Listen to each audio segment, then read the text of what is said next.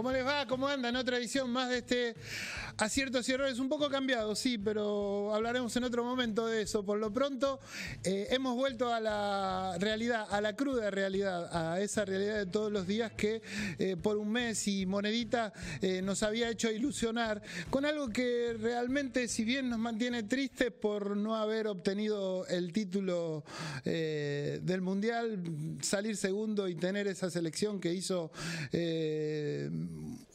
generó una dosis de esperanza en la gente, generó ese vínculo fuerte, generó esa unidad que pareciera estar faltando por estos días, ¿no? Pero bueno, la realidad es cruda y hemos vuelto a ella. Nosotros empezaremos el programa del día de hoy con algunas cuestiones que tienen que ver más que nada con la región, ¿no? Porque mientras estamos en presencia de lo que manifiesta un gobierno que tiene la economía ordenada en función de los números, si se quiere, también por otro lado ha caído el consumo de la carne, ha caído el consumo del pan, los números en cuanto a todo lo que tiene que ver con las industrias y el comercio no son, digamos, de los mejores, ¿no? Así que en este tránsito andaremos de aquí en más, porque obviamente la mira del gobierno está puesta en el año que viene, y no solo el gobierno, sino también la oposición. Ya sabíamos esto de antes, después del Mundial empezaría la carrera hacia el 2027. Por lo pronto, algunas noticias que tienen que ver con la región. En Morón, Kicillof, con Lucas Gui, el intendente de ese lugar, inauguró el centro de salud Papa Francisco en Castelar. Fue el martes ayer, ¿no? El gobernador en Morón inauguró ese centro de salud, y algo llamativo, la presencia de Martín Marinucci, hombre, si bien es del gobierno de la provincia de Buenos Aires, tiene un vínculo más fuerte con el masismo. ¿Qué hará el masismo en esta intrínseca que tiene el peronismo por estos días, ¿no? Por otro lado, en la provincia de Buenos Aires, aprovechando esta dinámica que viene del Mundial de Fútbol, en donde nos dicen antiargentinos y un montón de cuestiones más, La Libertad Avanza presentó un proyecto para arancelar la salud y educación a los extranjeros en la provincia de Buenos Aires. Bueno, si manifestaban algunos países o algunos gente de otros lugares que discriminábamos, bueno, esto fue presentado por el presidente del bloque de La Libertad Avanza, Agustín Romo. Presentó este proyecto que establece el arancelamiento en el acceso a la salud y educación para personas extranjeras que no acrediten su domicilio en la provincia de Buenos Aires. Por último, en Moreno, el municipio de Moreno avanzó en un nuevo sistema de transporte de colectivo aprobado por el Consejo Deliberante. A partir de enero del 2027 comenzará a circular nuevas líneas de colectivo para mejorar la conectividad en el distrito. Hasta aquí solo una empresa de colectivo prestaba ese servicio, y a partir del año que viene serán 3. Una temática del transporte que en un ratito nomás vamos a estar hablando con el Pollo Sobrero. Nosotros vamos a dar comienzo al programa del día de hoy mostrándoles al actual hombre vocero oficial, estoy hablando de Adrián Driver, que entre otras cosas manifestaba esto, pero no lo dice que no lo dijo, ¿no? De país bananero. Escuchen a Driver y comenzamos el programa del día de hoy. En relación con mis afirmaciones, niego contundentemente haber dicho alguna vez que la Argentina era un país bananero. Digamos, yo nunca dije eso. Es una interpretación de muy mala fe de algunos periodistas y algunos titulares en algunos diarios, que incluso me ponen entre comillas una frase que yo nunca dije. No digo que sean todos los diarios, ahora digo lo que expresé, pero de ninguna manera yo jamás dije que la Argentina era un país bananero.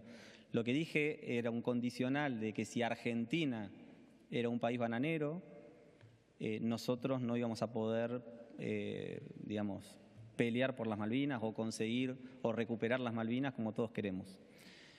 En este sentido, el espíritu de mi mensaje es que el kirchnerismo ha hecho mucho daño en la Argentina, ha dejado una economía rota, desequilibrada. En términos técnicos de economía creo que ya lo hemos enfatizado muchísimo todos los que somos parte de este gobierno, pero hemos perdido el orden público, hemos perdido la protección de nuestro territorio nacional, Hemos perdido incluso los piquetes que cortaban rutas, autopistas, calles, por cualquier tipo de reclamo, nos hicieron perder totalmente el orden público, ¿no?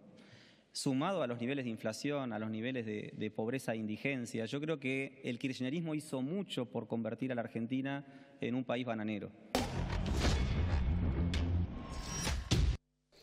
O sea, el hombre manifestó que éramos un país bananero, pero no dijo que éramos un país bananero. Es raro lo que manifiesta, pero es tal cual, ¿no? Bueno, a ver, hay que esforzarse mucho para superar a Manuel Adorni y el hombre anda por ese camino. Nosotros ya tenemos la posibilidad y el agradecimiento de charlar con Rubén El Pollo Sobrero, hombre de la izquierda.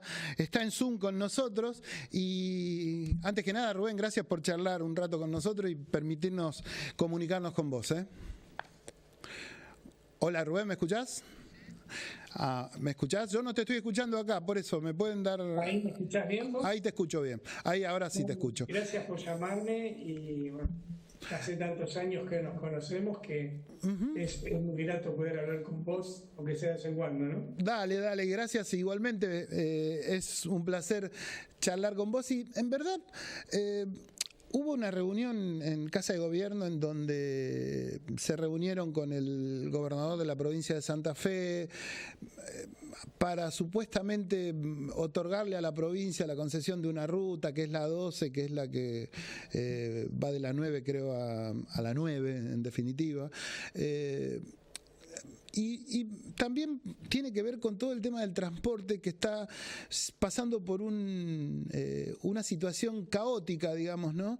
En la capital federal ahora hay un trambús, creo también, o anunció el gobierno de la ciudad de Buenos Aires algo parecido a esto. Pero en el mientras tanto, en la cotidianidad de la gente, el transporte sigue siendo un caos, ¿no? El transporte no escapa a lo que está pasando en el país con la educación, con la salud, con todo lo que tiene que ver con el Estado, con la entrega del país.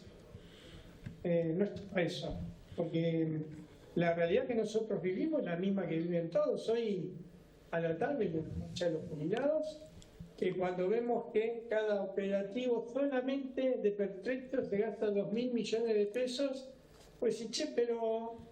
gastando todos los miércoles esta plata, ¿por qué no le hace el aumento a los jubilados que es más o menos equivale a lo mismo? Es decir, para pegarle a 15 o 20 jubilados, también el objetivo es disciplinarlos, ¿no?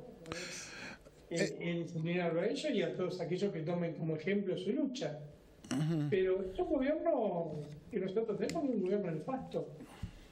Mirá, recién estaba estudiando algunos del proyecto Ricky.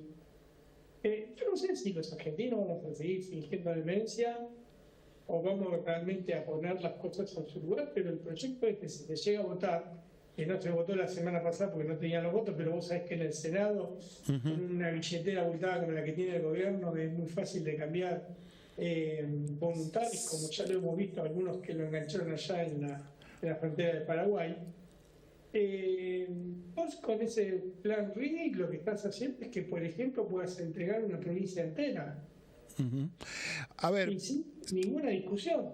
Están escuchando a un compañero de La Rioja, donde un norteamericano, uno de estos evangelistas norteamericanos compró un pueblo entero que lo compró con la escuela, con la iglesia, con la gente adentro. Y como no se va la gente, presentó un recurso de amparo ante la Corte Suprema de Estados Unidos. A ver, yo te planteaba, o lo planteábamos al comienzo del programa, esta situación de volver a la realidad en donde tenemos un país que el gobierno muestra con una situación de déficit fiscal cero, con una economía ordenada, pero sin embargo con una situación más caótica al grueso de la gente en la cotidianeidad, digamos. ¿Cómo se resuelve eso? ¿Cómo al menos se transita toda esa problemática? Porque los datos datos también son reales en cuanto a lo que tiene que ver con una situación crítica en la industria, en el comercio, en el consumo, en el bajo de la consumo de la carne, del pan, digamos, todo un combo que es bastante perverso, si se quiere, ¿no? Sí, vos tenés 26.000 pymes cerradas durante este gobierno. Y este gobierno ha hecho cosas que ni los militares, como dijo Milei, no es un invento mío, ni los militares se animaron a hacer. Lo vergonzoso de la reforma laboral con la complicidad de la CGT ha llevado a que los trabajadores perdieran vistas históricas. Y ahora, por más que se quieran lavar la cara algunos dirigentes gremiales diciendo que van a preparar un plan de lucha y el otro, nosotros no nos olvidamos que gracias a la inacción de ellos, a cambio de conservar sus cajas, porque a mí me extraña la burocracia sindical peronista, porque la burocracia tiene muchos años y ya conoce el paño. No puedo creer que haya creído que le iban a respetar el acuerdo del gobierno de Milei a estos dirigentes. Porque vos fíjate que les prometieron mantener el 2% de las cuotas societarias, claro, pero le hicieron un pequeño cambio en la ley, el 2% del básico, claro, pero lo mismo el 2% del conformado. Es una caja muy grande que pierde, y entonces ahora los muchachos están como locos, porque hay un montón de plata que no les entra, producto a que no son representativos de los trabajadores, y muchos trabajadores no se afilian a su gremio, entonces necesitan ese descuento compulsivo que solamente benefician a los más dirigentes. A ver, hay un descreimiento por completo por parte de la sociedad ante la dirigencia política, en parte, a la dirigencia gremial, como vos lo decís. De hecho, algunas encuestas dicen que 4 de cada 10 argentinos rechazan tanto a Javier Milei como al kirchnerismo, digamos, ¿no? Que son las fuerzas políticas más relevantes de este país.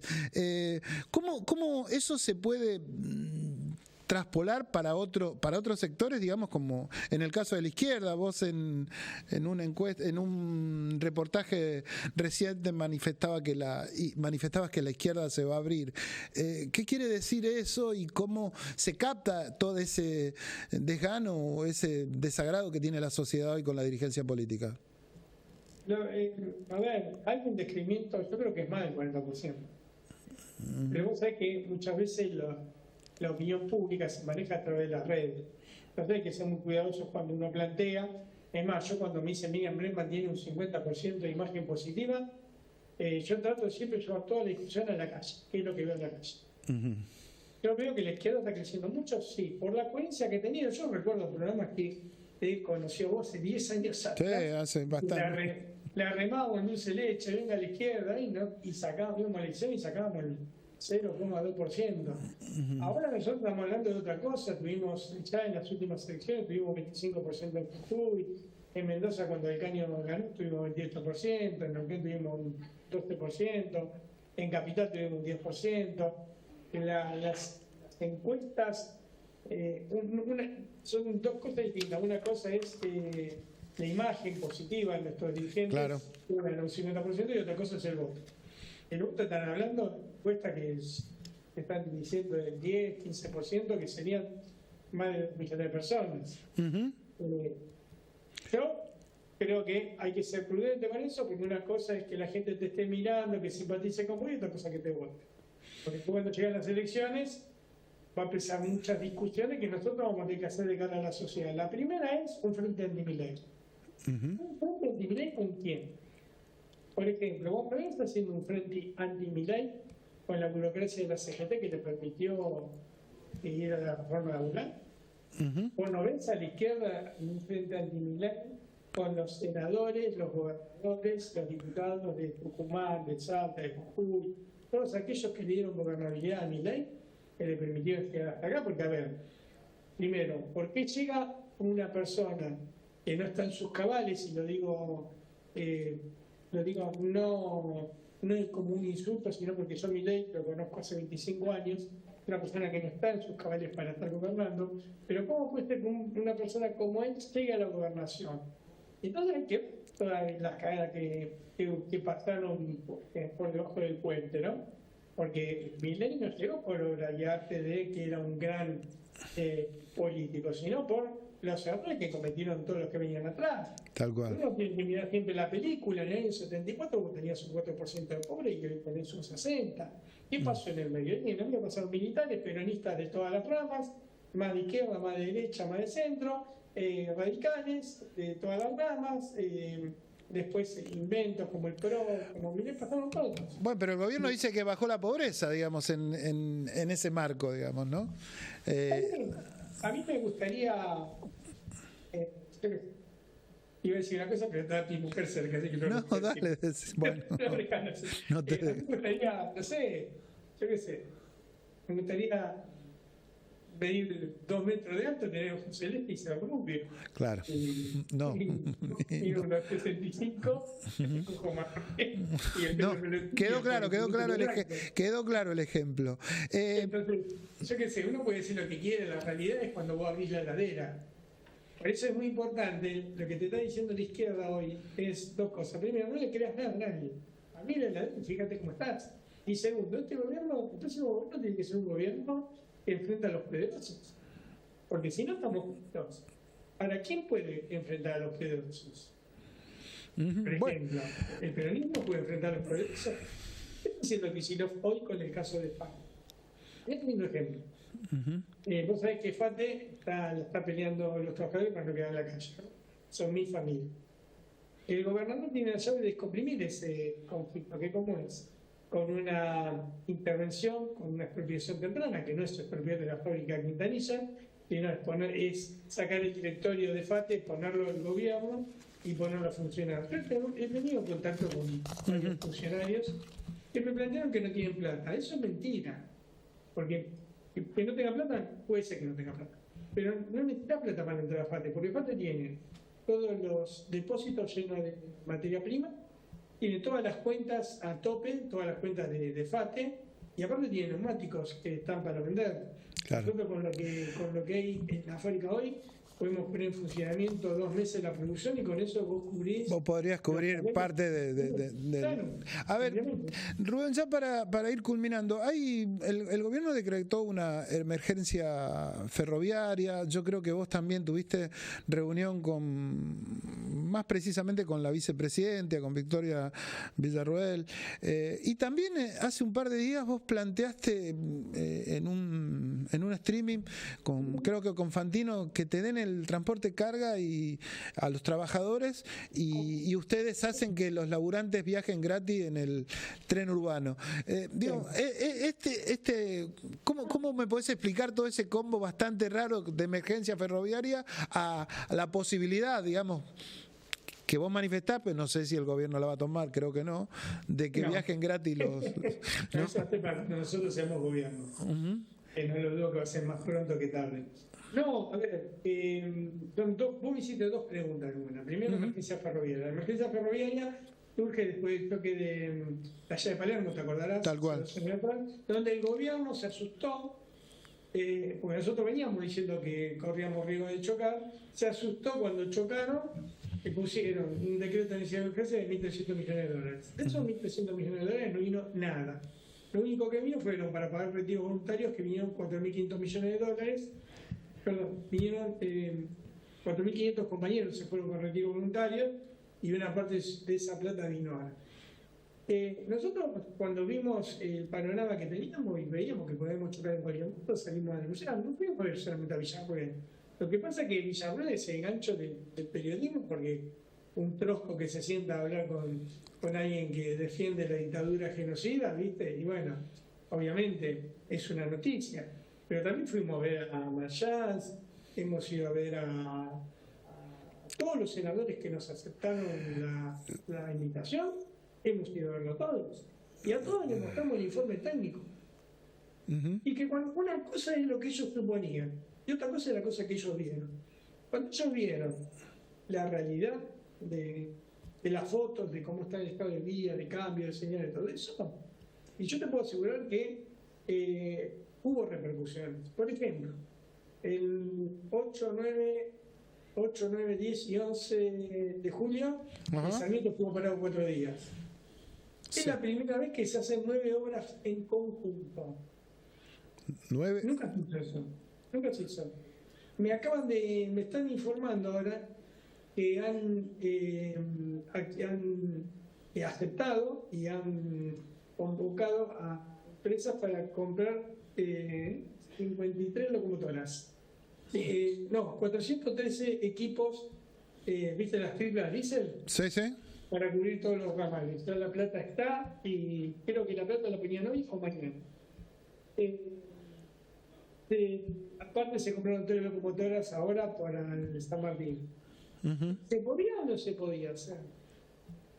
Se podía. Ahora tuvimos Sí, que se puede. nosotros a salir a hacer una denuncia diciendo que vamos a chocar. Y acuérdense que Cristina pierde el gobierno por el choque de 11. Claro.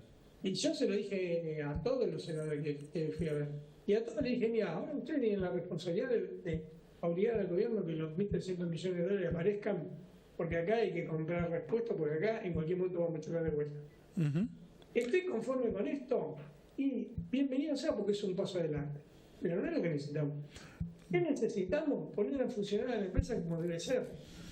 No puede ser que el ferrocarril se haga cargo de la parte que deja pérdidas, mientras que la parte que deja ganancias multimillonarias la tengan 4 empresas cerealeras que ya tienen vencidas sus concesiones. Uh-huh. Nosotros como trabajadores, si nos dan la empresa a nosotros, lo vamos a hacer cuando gobierne la izquierda, obviamente, pero mientras tanto, nosotros le estamos dando una salida al gobierno Milei. Dan los trenes de carga y con lo que recaudan los trenes de carga nosotros podemos hacer que la gente viaje gratis y autofinanciarnos. Sí, lo escuché a ese y me pareció algo novedoso, y la verdad que sería una gran solución, pero no, insisto, nada, uno entiende que el gobierno no va a aceptar este tipo de propuestas, mucho menos de la parte ideológica de donde viene, ¿no? Pero nosotros este gobierno, cuando vos le decís algo, te dice, ¿de dónde saco la plata? Yo te digo que sacan la plata. Yo te digo. Nosotros recaudamos de boleto 7.000 millones de pesos. ¿Sabés qué significa eso? El 7% de lo que necesitas para poner en funcionamiento los trenes de pasajeros. Uh-huh. Es decir, ¿qué somos los hijos de la pavota? Todo lo que deja pérdidas se hace cargo el Estado, y lo que deja ganancias se lo gasta 4 empresarios que ya tienen las concesiones vencidas. Uh-huh. Y ya tiene vencida. Pasadas al Estado, que es lo que corresponde, por la lenta, nosotros ponemos a producir, nosotros hoy los trenes de carga transportan el 2,5% de lo que se transporta en el país. Claro. Cuando era estatal, transportábamos el 45% de lo que se transportaba en el país. Mirá si no tenemos un camino para recorrer infinito. Hoy también está en crisis el transporte vehicular, digamos, de cargas, de camiones, ¿no? Pero escuchame, los dueños de los colectivos que te chantajean. Sí. Si no me das un aumento del gasoil, te saco los colectivos de la noche. Entre paréntesis, no todos los ¿cómo se dicen a los dueños de los colectivos? Que tienen un nombre. Bueno, componentes. No todo le va mal, porque al papá de Javier Milei, que es un componente de la línea DOTA, ¿vos sabés que ellos cobran un subsidio diferenciado? Cobran un 20% más que el resto, porque ellos aducen que los chasis de los colectivos de DOTA son más pesados que el resto y por eso gastan más gasoil. Y bueno, habrá que, mirá, no me vas a decir que te lo son las ventajas de ser el padre, debe ser. No me vas a decir que te lo es un país celoso, Rubén, te agradezco mucho la presencia acá, ya me están avisando que hemos pasado el tiempo. Es un gusto hablar con vos y ojalá, digamos, esto, postmundial empiece a ver hacia un camino distinto y de mejora para toda la sociedad. Gracias. No, gracias a vos, te mando un fuerte abrazo y una alegría verte. Rubén Sobrero, hombre de la izquierda, hombre vinculado al ferrocarril, poniendo claridad en un montón de situaciones que la verdad, yo no sé si el gobierno toma en cuenta la situación crítica, al menos de los ferrocarriles, entre otras cosas. Vamos a una pausa y vamos a meternos de lleno en otra temática más regional, más de acá, y también que afecta a la gente.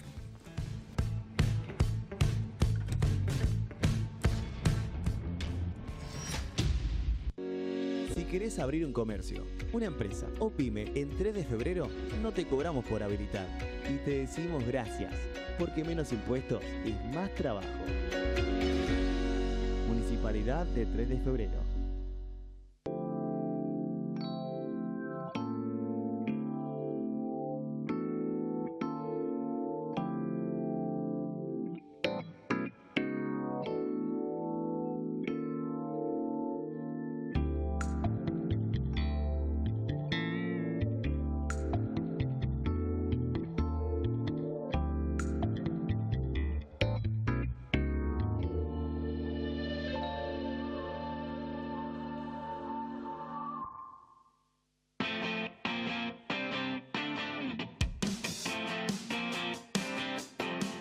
Cámara de Diputados de la Provincia de Buenos Aires. Seguinos en nuestras redes sociales y entérate de nuestras actividades.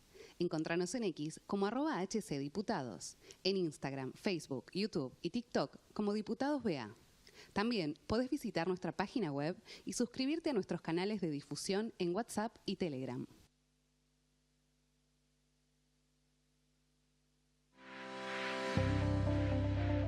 Más de 50 años de trayectoria, acompañando a las familias en cada paso, para hacer realidad el sueño de la casa propia.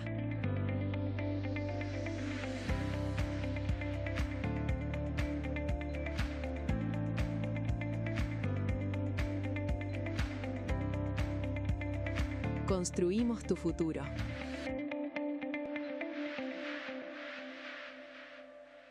El dengue no espera, no. Elimina el agua, usa repelente. No dejes baldes ni cosas de más. El agua estancada, hay que eliminar. Hervir rencillas, mantén todo bien. En San Martín nos ponemos al frente. El dengue no espera, no. YPF presenta Promo Energía Argentina. Un fin de semana, una ciudad, 3 ídolos, 2 pasiones y entre todo eso, vos. Vení a YPF, raspá y viajá a Miami a alentar a tus ídolos en un fin de semana inolvidable. YPF, Energía Argentina. Una heladería con una trayectoria de 50 años en el mercado. Los Amores, un negocio rentable, con más de 120 sucursales en todo el país. Invertí en tu presente y futuro. Franquicia Los Amores. Súmate a Los Amores. Todos los días un quilombo esto, y ahora encima acampan acá. Durante años las calles fueron un caos, pero eso ahora cambió. El desorden no va más. Ahora la ley se cumple y el orden se respeta. Buenos Aires Ciudad. Segundo bloque, aciertos y errores. A ver, les voy a contar algo. El lunes 20 de julio, después de la final del Mundial, se presentó en el Consejo Deliberante de Hurlingham un llamado a sección para el miércoles, para hoy, digamos, ¿no? ¿Qué tenía que ver este llamado a sesión? Con el tratamiento de una ordenanza que es el COU, el Código de Ordenamiento Urbano, que había sido votado en diciembre del año pasado en ese distrito, en Hurlingham, ¿no? La temática de la urbanización viene siendo crítica en todos los distritos, ¿no? Y obviamente los vecinos se sienten afectados por esto. Algunos manifiestan que esta situación de modificar los códigos de planeamiento urbano no tiene que ver más que con otra cosa que con un negociado. Nosotros no vamos a decir eso, algunos dicen que es así, otros dicen que no. Lo concreto es que se llevó adelante la sesión en el día de hoy, a la mañana, en el Consejo Deliberante de Hurlingham, en una situación bastante caótica. Es la primera vez que me sucede a mí como periodista, como laburante, de tener que atravesar una valla humana, porque no te dejaban pasar y no te dejaban laburar, digamos. Esto gracias a la gente, obviamente, de la muchachada de la Cámpora, que aparentemente se dedica, no tengo nada contra la militancia, de hecho hay cosas que tienen que ver con el kirchnerismo, la Cámpora, que uno por ahí le parece bien, digamos, ¿no? Lo concreto es que estaba imposible laburar. Después sucedieron, hay algunas imágenes ahí que las van a empezar a ver, que me pasaron por WhatsApp, que son desagradables. Había vecinos, había gente que también estaba impedida de... y bueno, se llevó adelante la sesión finalmente culminó en que este código de ordenamiento urbano, que había sido rechazado, no se sabe muy bien por qué, por la provincia de Buenos Aires, ya que había sido, como les dije al principio, surgido en diciembre del año pasado, y en esta oportunidad se volvió a votar y volvió a salir con 12-5, creo que fue el resultado final. Acá tengo a dos concejales de la oposición. Hemos invitado al oficialismo, no quisieron participar. Y antes que nada, Julio Medina se encuentra a mi izquierda, concejal de Hurlingham de La Libertad Avanza, y Rafael De Francesco a mi derecha, también concejal de La Libertad Avanza. Antes que nada, gracias por... Un placer. No sé, ¿qué es lo que pasó con el Código de Planeamiento Urbano? La realidad de todo esto es un código que nació mal en las pretensiones que tenía la Cámpora y algunos otros concejales, de decir, muchachos, construyan, después hacemos la planificación. Y se largaron en Hurlingham a hacer un código muy lapso en las pretensiones en favor del inversor, del que hace negocios, de aquellos que tienen las empresas, las inmobiliarias, pero no resguardaron el bien jurídico que tenemos que resguardar todo, que es el del vecino. Nosotros estamos de acuerdo en generar el trabajo, en generar el trabajo privado, de motorizarlo, pero tiene que ser respetando las normas que se viene produciendo en un ambiente como es Hurlingham, que es una ciudad especial. ¿Por qué especial? Especial porque Hurlingham... ¿Tiene un ramillete de...? No, Hurlingham fue en su momento el patio trasero de Morón. Después fue un proceso industrial muy importante que tuvo Hurlingham, Ubico, Goodyear, Garma. Y después se empezaron a construir los barrios alrededor. Más allá del Club de los Ingleses, más allá del barrio de los ingleses y de zonas... Tiene la particularidad Hurlingham de tener barrios de mucho poder adquisitivo, por graficarlo de alguna manera. Exactamente. Como también barrios bastante humildes, ¿no es cierto? Exactamente. O sea, eso es una diáspora. Cada vez menos. El poder adquisitivo, los barrios que eran muy lindos en Hurlingham, se han ido vendiendo las casas, se han convertido caserones en dúplex, en edificios, en pequeños edificios. Lo que ha ocurrido en Hurlingham es un desastre desde el punto de vista de la planificación. Un código de ordenamiento urbano tiene que tener necesariamente estudio, planificación. Y esto carecía de todo tipo de estudio, incluso desde lo legal. Legalmente en la provincia de Buenos Aires hay una ley, la 8.912. Esta ley prevé que antes de que vos ingreses a un consejo deliberante en cualquiera de los municipios de la provincia, un código de ordenamiento urbano, venga con un estudio previo hecho de la provincia de factibilidad. A ver si lo que vos querés hacer en ese suelo, con esa demografía, con esa situación, con los lindantes, se podía hacer. No se hizo. El requisito fundamental del Código de Ordenamiento Urbano para Hurlingham nunca estuvo. Tampoco se conocen los motivos por los cuales fue rechazado de la provincia. ¿Por qué lo rechazó al primero? Primero vamos a agregar algo, ¿no? Como dijo Julio, la 8912 es un indicativo de lo que se debe construir. Si bien los consejos deliberantes tienen su propia autonomía, pero hoy, y a medida que han pasado ciertas situaciones en la provincia de Buenos Aires, la 8912 volvió a tomar fuerza. Porque si nosotros vamos al fondo ocupacional que había en su momento de la tierra, el terreno más chico tenía 10.000 metros. ¿Quién iba a construir el 50% de una casa de 5.000 metros? No. Todo eso fue tomando modificaciones.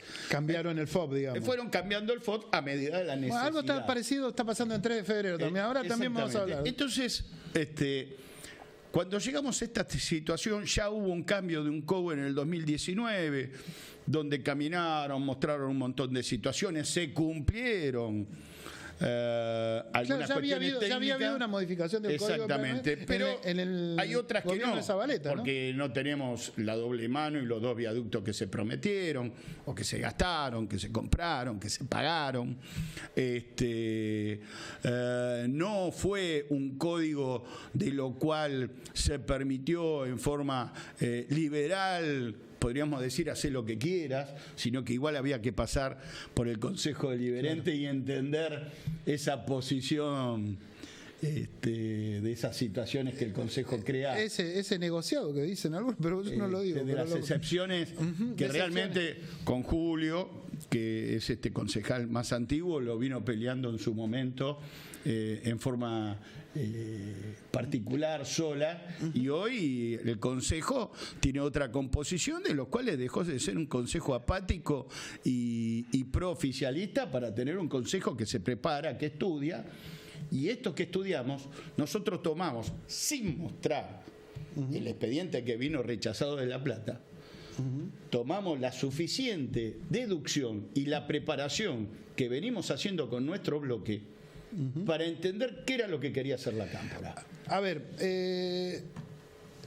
lo que se aprobó en el día de hoy, ¿soluciona la problemática que manifestó la provincia? No lo sabemos, porque se basa el proyecto que presenta el intendente en presuntas conversaciones que tuvo alguien del gobierno municipal con alguien del gobierno provincial.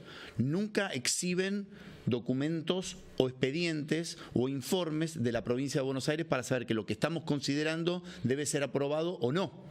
No se sabe, pero sí tenemos datos.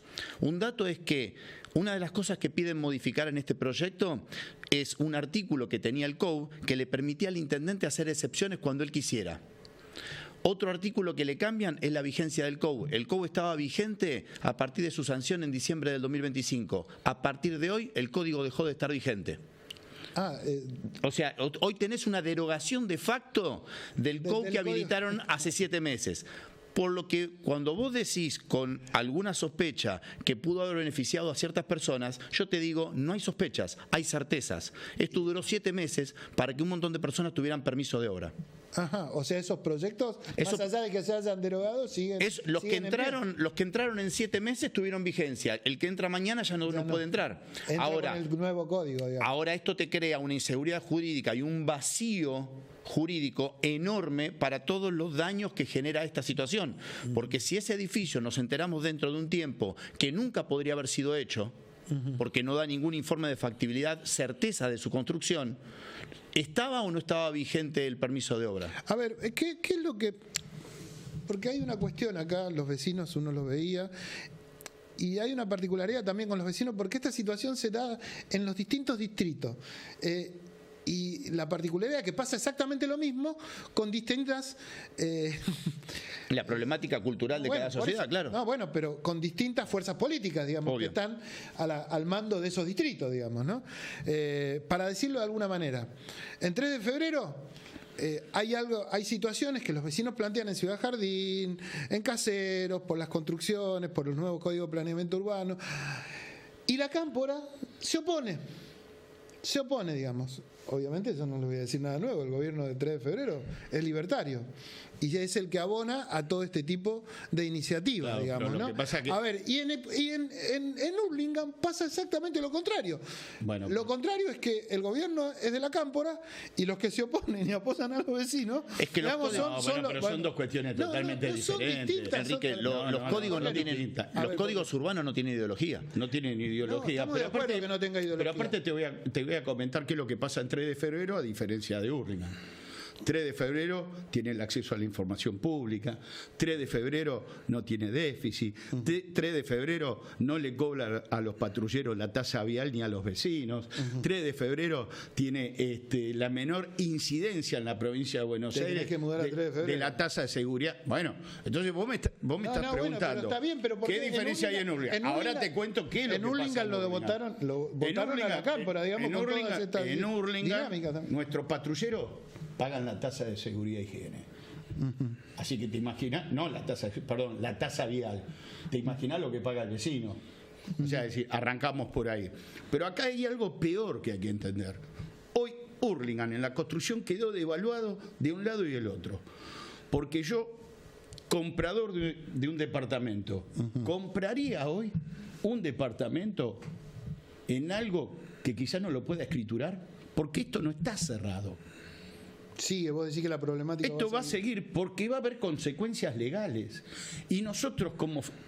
como miembros representantes de la sociedad de Hurlingham. Pero esto se votó en una audiencia pública también, es lo que dice el gobierno. No se votó. En la audiencia pública la gente tuvo la... Bueno, apoyó en la audiencia pública. No. Las audiencias públicas son de consulta no vinculante. Cuando vos vas a una audiencia pública es para escuchar al que propone hacer algo. Por ejemplo, el gobierno municipal tiene sus disertantes y ellos manifiestan los beneficios de este código urbano.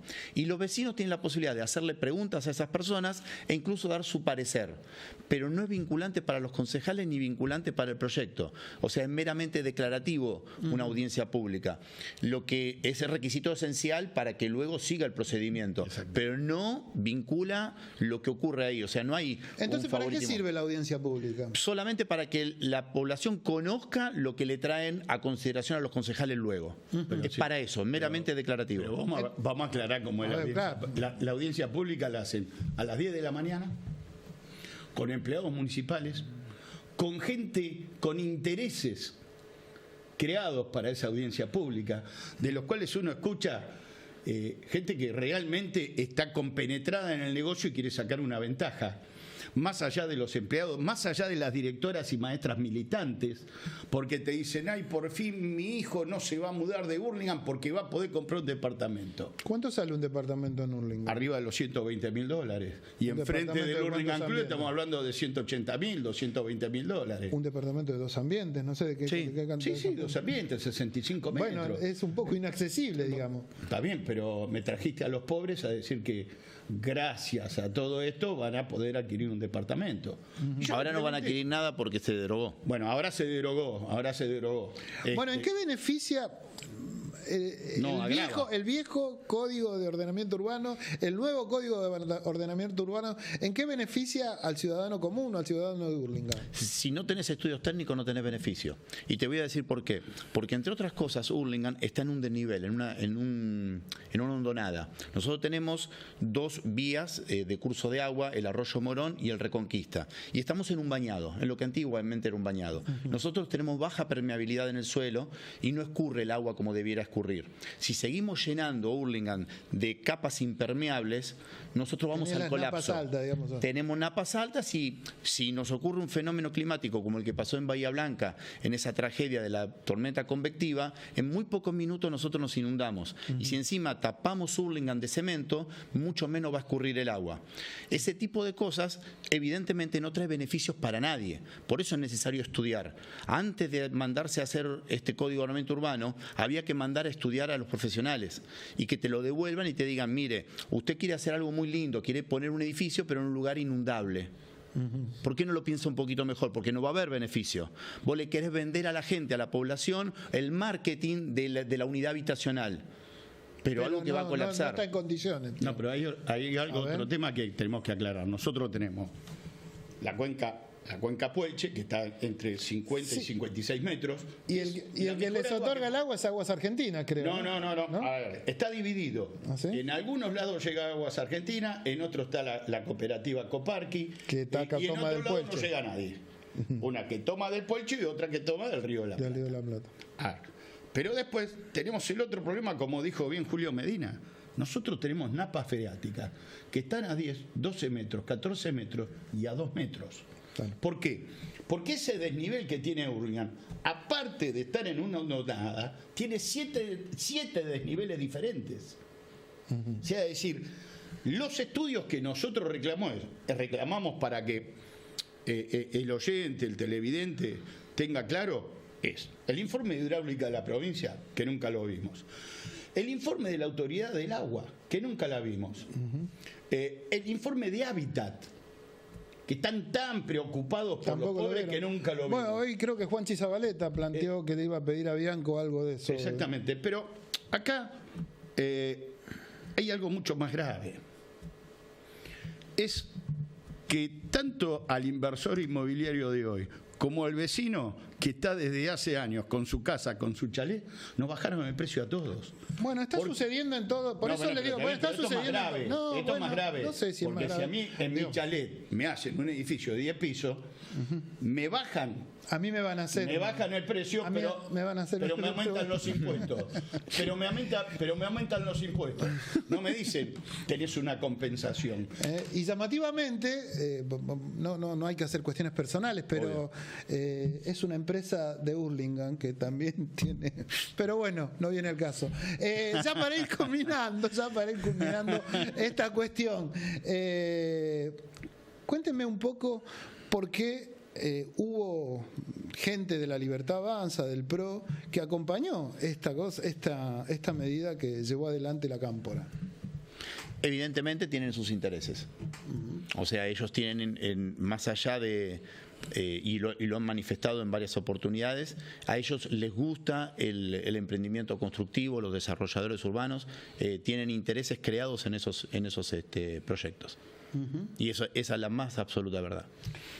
Cerrame, De Francesco, para ya ir. Vamos a seguir con esta temática. La realidad, nosotros vamos a hacer un informe para la semana que viene con las imágenes y con lo que sucedió hoy en el Consejo Deliberante, que fue bastante. La realidad, lo que pasó hoy fue muy triste, muy malo para la democracia, pero esto viene pasando desde hace rato. Siempre hemos sido patoteados. Lo que pasa es que hoy, lamentablemente, lo vivieron los vecinos en carne propia. Ahí ven las imágenes. Y ahí. El periodismo. Y sinceramente nosotros estamos para que no pase esto. Nosotros queremos cuidar al vecino. Nosotros no lo venimos a patotear.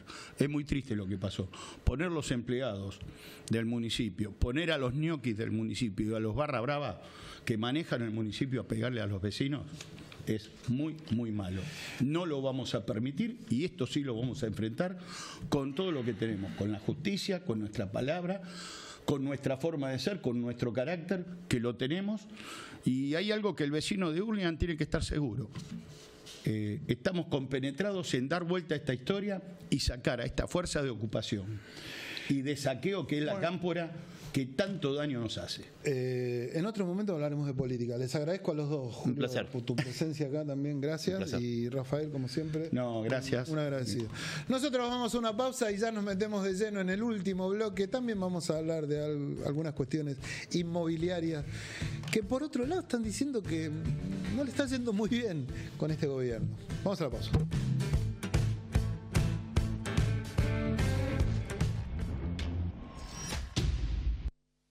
Último bloque de este Aciertos y Errores, que viene bastante movidito en el día de hoy. Ya el Mundial quedó en el antaño. Me acompaña Jorge Gualzú, que es martillero y corredor público, hombre de General San Martín. Y a partir de esto que veníamos hablando en el bloque anterior, cuanto a las construcciones masivas que se están dando en el ámbito del conurbano bonaerense, digamos, ¿no? Veía esa diáspora que existe entre Hurlingham y 3 de febrero, ¿no?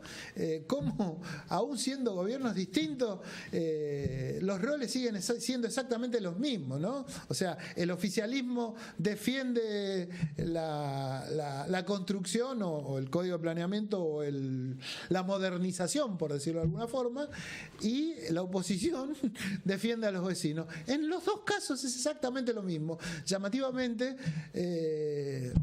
los gobiernos son distintos. Antes que nada, Jorge, gracias por venir a charlar un ratito con nosotros. Gracias a vos, Enrique, por la invitación. Contame un poco, ¿cómo está la situación inmobiliaria? Ya la vez pasada hablamos algo con un colega tuyo también de ahí de San Martín y me decía que no era de las mejores, pero ante este panorama, este escenario en donde hay una crisis económica en los sectores medios y bajos, ¿cómo está repercutiendo? Mirá, tenés dos realidades. Una, la que dice el gobierno, que es el discurso que tiene, la narrativa que cuenta, que estructuralmente, que la macro está muy bien, que el acceso al crédito, hipotecario y demás, que la realidad es otra totalmente distinta, porque el acceso al crédito es para determinadas personas del propio gobierno, con sus buenas excepciones. Sí. Para la gente de a pie, verdaderamente, hay una realidad. Mira, hay dos maneras, o más de dos, pero dos para explicarte cómo se puede acceder a un crédito hipotecario. Una es el discurso, ¿no es cierto?, del lanzamiento, de los créditos, que la gente pueda acceder. Bueno, pero por discurso no accedes. Bueno, y otra es la realidad. Ahí donde nos encontramos en la realidad. ¿Cuál es la realidad? Bajo cuerda han aumentado los intereses y han subido las calificaciones. ¿Eso qué hace? Hace que cada vez menos gente pueda calificar para poder llegar a tomar un crédito. ¿Está bien? Sumado a que la situación económica, yo creo que yo tengo 34 años en este negocio. 34. Hace 16 que soy profesor en la facultad, enseño esta carrera, 4 materias, o sea que algo, no me las sé todas, pero algo he vivido de esto. Y verdaderamente nunca vi esta situación tan compleja, porque yo siempre digo lo mismo, el tachero como la parte inmobiliaria que tiene la administración es el que tiene el termómetro. ¿Por qué? Porque con la administración tengo desde el empleado bancario, el operario, el empresario, el jubilado que tiene un departamentito, una casita para ayudarse a vivir, o sea, de todo tipo de clase social, económica. Tenés de todo. Tenés de todo. No hay uno solo que me pueda decir a mí que la cosa le está yendo bien. Y yo inclusive, ¿no es cierto? No existe, no está eso. No es como en otros momentos que vos tenías... Bueno, pero ahí por ahí se puede ver que, porque dice que bajó el consumo de carne, de pan, que uno corta de comer, digamos, por decir de alguna manera, para pagar la obligación. Se da esa situación. Sí, pero vos imaginate esto, mira, desde que esta gente desreguló con el decreto 70/2023, que derogó las leyes de alquileres, verdaderamente hubo mayor cantidad de oferta. ¿Está bien? La verdad es esa. Pero ¿cuál es el tema? Fue tanta la pérdida de poder adquisitivo del ingreso, tanta la pérdida, porque no acompañó a la inflación, las paritarias, en ningún momento, sumado a que los servicios le fueron sacando todos los subsidios, hizo que el porcentaje que el trabajador necesitaba para aplicar a los gastos básicos de luz, gas, comunicación, transporte, pase de un porcentaje menor a un porcentaje muy importante. Entonces eso hace que el poder adquisitivo se caiga. Entonces, por lo tanto, estamos empezando a ver que está costando pagar los alquileres, al margen de que los alquileres están bajando, al igual que el valor de las propiedades vino bajando.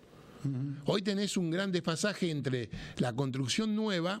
Claro, recién me decía $120. Sí, bueno, tenés lugares, sectores, qué sé yo, como en Hurlingham, puntuales. En cada distrito tenés lugares que son... ¿En San Martín? San Martín, tenés San Andrés, tenés Villa Ballester. En esos montos. En esos montos. Lo que pasa es que también hay una realidad.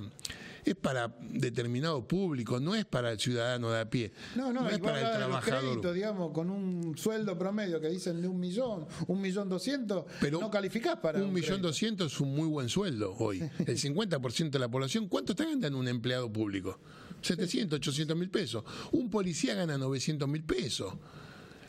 O sea, entre una pareja, un matrimonio, juntan 2 millones de pesos, 2,5 millones, no califican. Y si califican, no les da para pagar la cuota y vivir. Claro. Porque no es solo pagar la cuota o solo pagar el alquiler. Claro, porque el interés sigue siendo alto. Claro, mirá, cuando surgió el UBA, que fue como una gran novedad en el gobierno de Macri en el 2016, el UBA valía 14 pesos con 50. 14,60 para ser exacto. Hoy vale 2.070. ¿Qué significa eso? Que los tomadores de crédito lo que no saben, eso más el SER, más el interés anual. Lo que no saben o no toman conciencia es que la compra en crédito es con sistema francés. Claro. El sistema francés hace que vos pagues primero intereses y después de la mitad del plazo... O sea que no pagás nada al principio y no estás...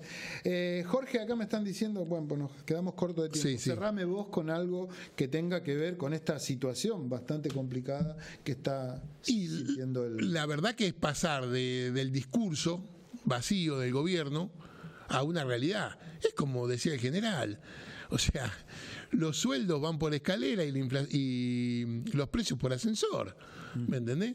No Entonces, lo ves como... No lo veo viable. ¿Lo ves optimista? No lo ves. No, que los 18 meses exitosos, próximos 18 meses, pero no existe, no hay ningún parámetro, ninguna situación económica que pueda determinar esa mejoría. Lamentablemente, yo quisiera decirte otra cosa, porque yo vivo de esto, no vivo del Estado, vivo de mi trabajo. Quisiera que la situación fuera otra, para que toda mi clientela y el ciudadano en su conjunto se pueda desarrollar, pero la verdad no es esa. Jorge, te agradezco mucho. No, gracias a vos, Enrique. Jorge Walsuk, hombre del sistema inmobiliario, ¿no? Martillero y corredor público, nos aclaraba y nos manifestaba la situación, que también es crítica por estos días de ese sector. Nos vemos la semana que viene con más aciertos y errores. Han sido muy amables por estar del otro lado. Gracias.